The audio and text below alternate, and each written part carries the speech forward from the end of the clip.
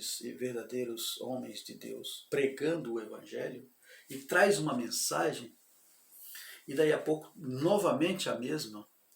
Por quê? Porque Deus está mandando que fale e não cale.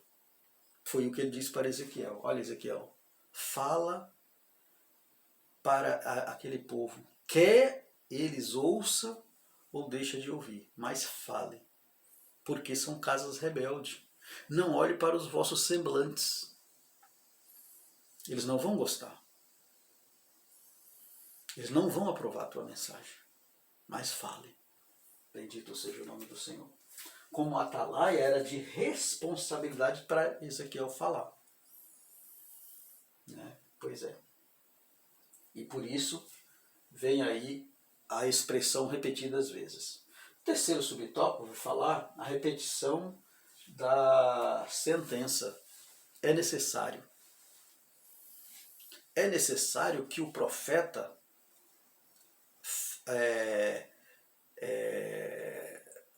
pronuncia o que pode acontecer. Porque é uma responsabilidade também. Porque se ele não falar isso, a lição passada vai dizer que a responsabilidade cai sobre ele. Ele será cobrado. É uma responsabilidade individual. Mas também, aquele que vai ouvir também tem responsabilidade, porque se ele ouvir e não crer, então a responsabilidade do atalaia, do profeta, não será mais cobrada, mas sim o ímpio. Então aqui também, a repetição de sentença faz parte da pregação do Evangelho. Porque aqui o profeta está falando, olha, ninguém é inocente. Ninguém é inocente. Todos estão sendo avisados de antemão sobre a destruição. Deus mandou, eu venho aqui como profeta dele para avisar de antemão o que vai acontecer. Agora, o Deus que mandou vir aqui disse o seguinte, que eu falasse, queira vocês ouvisse ou não, mas a minha responsabilidade é falar, e eu estou falando. Você que está assistindo esta aula, faz isso. Vamos pronunciar o inferno, que o Deus de Israel ainda salva, ainda cura, ainda batiza no Espírito Santo, ainda muda a sentença. Essa sentença aqui eles já estavam sentenciados porque eles tiveram a oportunidade de arrepender, eles não se arrependeram. Né? Então, precisamos pronunciar isto. Tá bom, amados? Vamos adiante. Sobre o inimigo. Sobre o inimigo. Terceiro tópico da nossa lição. E aqui vai falar, já floresceu a vara, no capítulo 7, versículo 10, vai falar sobre uma vara. Aqui uma analogia, um símbolo, significado desta vara. Esta vara, ela representando o inimigo de Israel, ela traz a pessoa de Nabucodonosor como o adversário de Israel para afrontar Israel, para a destruição de Jerusalém. Deus levanta essa vara. Essa vara, por ela veio a ruína. Depois essa vara, quando fala no versículo 10 que ela já floresceu a vara, é o levante do inimigo contra Israel. E aí vai falar que a vara, ela reverdeceu, ela floresceu, depois ela reverdeceu em soberba. Ou seja, ela aumentou mais ainda o grau do seu florescer. O que é isso? Muito bem. Aqui, nós vemos aqui uma coisa, ou duas coisas. Sendo Nabucodonosor a vara, essa vara de ruína contra Judá e contra Jerusalém, essa soberba que diz aqui que reverdeceu a soberba, nós vemos aqui o seguinte: o castigo foi ultrapassado. Deus falou para Ezequiel que ele iria levantar um inimigo para destruição do seu povo, por causa da desobediência.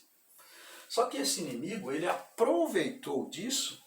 O que aconteceu? Ele ultrapassou a medida, ele ultrapassou, ou seja, ele castigou mais ainda do que ele tinha sido ordenado. E assim, Deus agora irou contra a Babilônia, porque tinha ultrapassou o limite. O que nós aprendemos aqui? Nós aprendemos que até o castigo que Deus ordena para o inimigo, ou que Deus permite que o inimigo faz com o seu povo, tem o controle dele, de Deus. O inimigo não pode. Ele não vai além daquilo que foi permitido. Porque se for, faz aqui igual aconteceu com o rei Nabucodonosor. E nós sabemos que a prepotência, a arrogância, leva à queda. Isso tanto no mundo físico como no mundo espiritual. Né? E no mundo espiritual é pior. Porque depende de Deus. Né? Terceiro subtópico aqui, nós vamos falar sobre Nabucodonosor e a Babilônia no subtópico 4. Aqui vai dar uma referência do nome do Nabucodonosor, que é um nome arcaico, que vem de uma linguagem mesopotâmia, e que tem alguns nomes lá que para chegar a esse nome aqui de Nabucodonosor. Não é o caso do nosso entendimento aqui, não vou estender esta parte aqui, porque vai acabar ficando um pouco longo e eu não entendi aqui como uma necessidade básica da nossa aula.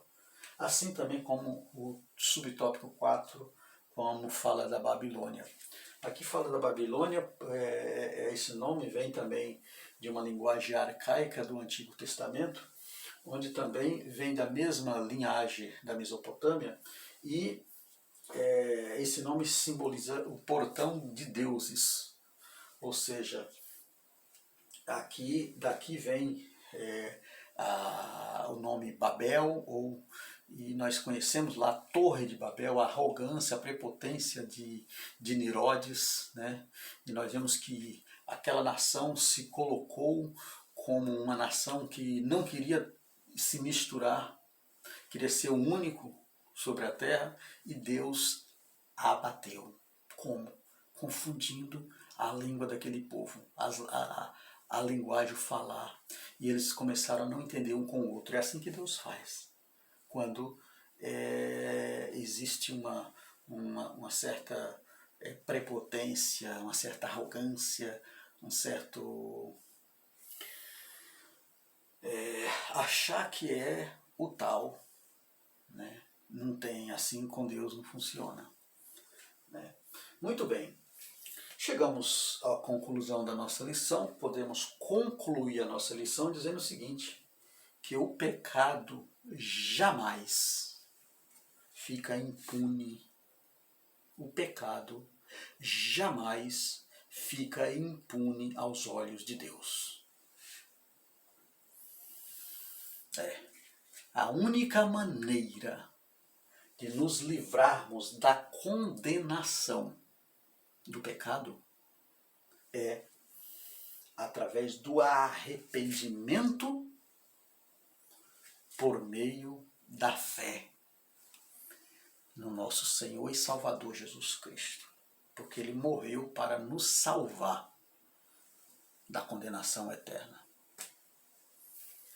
Tá bom, amados? Até aqui chegamos em mais um final de aula e estamos aqui na próxima aula, a próxima de número 3, e agradeço aí pela compreensão.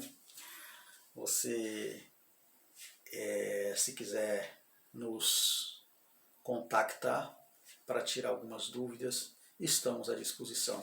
Que Deus em Cristo vos abençoe e nos dê um longo e maravilhoso final, ou uma longa e maravilhosa semana, né? Cheia de bênção, cheia de graça, cheia de vitória.